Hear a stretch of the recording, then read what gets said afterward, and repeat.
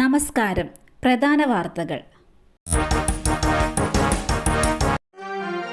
പാറമേക്കാവ് തിരുവമ്പാടി വേല വെടിക്കെട്ടിന് അനുമതി നിഷേധിച്ചു. ജില്ലാ കളക്ടറാണ് വെടിക്കെട്ടിന് അനുമതി നിഷേധിച്ചത്. അടുത്ത മാസം 3-ന് പാറമേക്കാവിന്റെയും 5-ന് തിരുവമ്പാടിയുടെയും വേല നടക്കാനിരിക്കെയാണ് തീരുമാനം.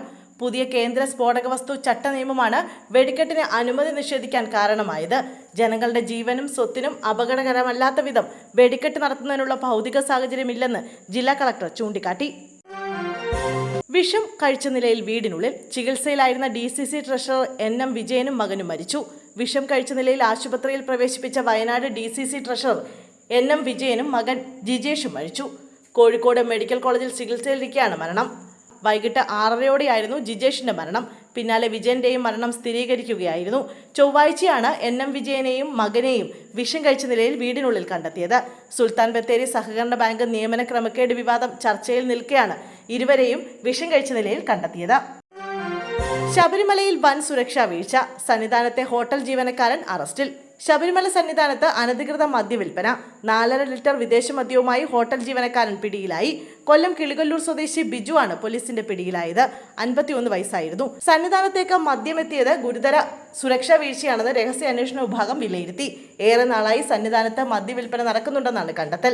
പൂർണ്ണമായും മദ്യനിരോധിത മേഖലയാണ് ശബരിമല സന്നിധാനം. ഇവിടേക്ക് ഭക്തരെ കർശന പരിശോധനകളോടെയാണ് കടത്തിവിടുന്നത്. എന്നാൽ വ്യാപകമായി സന്നിധാനത്തടക്കം മദ്യം ലഭിക്കുന്നുവെന്ന വിവരം ഏറെ ആശങ്ക ഉളവാക്കുന്നതാണെന്ന് രഹസ്യാന്വേഷണ വിഭാഗം റിപ്പോർട്ട് നൽകിയിട്ടുണ്ട്. ആലപ്പുഴ ബൈപ്പാസിൽ യുവാവിനെ തട്ടിക്കൊണ്ടുപോകാൻ ശ്രമം. അരങ്ങേറിയത് നാടകീയ രംഗങ്ങൾ. ആലപ്പുഴ ബൈപ്പാസിൽ യുവാവിനെ തട്ടിക്കൊണ്ടുപോകാൻ ശ്രമം. കൊല്ലം കരുനാഗപ്പള്ളി സ്വദേശി ഷംനാദിനെയാണ് ഇന്നോവയിലെത്തിയ സംഘം തട്ടിക്കൊണ്ടുപോകാൻ ശ്രമിച്ചത്. എന്നാൽ പാതി വഴിയിൽ വെച്ച് യുവാവ് രക്ഷപ്പെട്ടതോടെ സംഘം വാഹനം ഉപേക്ഷിച്ച് രക്ഷപ്പെട്ടു. യുവാവിനെയും കൊണ്ട് പോകുന്നതിനിടെ സംഘം സഞ്ചരിച്ച ഇന്നോവ റോഡിന് നടുവിലെ ഡിവൈഡറിൽ ഇടിച്ചു. ഈ സമയത്ത് കാറിന്റെ ചില്ല് അടിച്ചു പൊളിച്ചാണ് യുവാവ് വാഹനത്തിൽ നിന്നും പുറത്തേക്കിറങ്ങി രക്ഷപ്പെട്ടത്. ഇതോടെ വാഹനം ഉപേക്ഷിച്ച് തട്ടിക്കൊണ്ടുപോകൽ സംഘം പിന്നാലെ എത്തിയ മറ്റൊരു കാറിൽ കയറി രക്ഷപ്പെട്ടു. 5 പേരാണ് യുവാവിനെ തട്ടിക്കൊണ്ടുപോകാൻ സംഘത്തിലുണ്ടായിരുന്നത്. BJP സംഘടനാ തെരഞ്ഞെടുപ്പ്.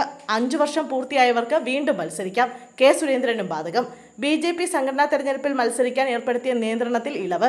ഇനി മുതൽ 5 വർഷം പൂർത്തിയായവർക്ക് വീണ്ടും മത്സരിക്കാം. ഓൺലൈനായി ചേർന്ന സംസ്ഥാന കോർ കമ്മിറ്റിയിലാണ് തീരുമാനമുണ്ടായത്. സംസ്ഥാന പ്രസിഡന്റിനും ഇളവ് ബാധകമാണ്. നേരത്തെ മണ്ഡലം, ജില്ലാ, സംസ്ഥാന തലത്തിൽ നേതൃസ്ഥാനത്ത് 5 വർഷം പൂർത്തിയാക്കിയവരെ വീണ്ടും മത്സരിപ്പിക്കേണ്ടതില്ല എന്നായിരുന്നു തീരുമാനം.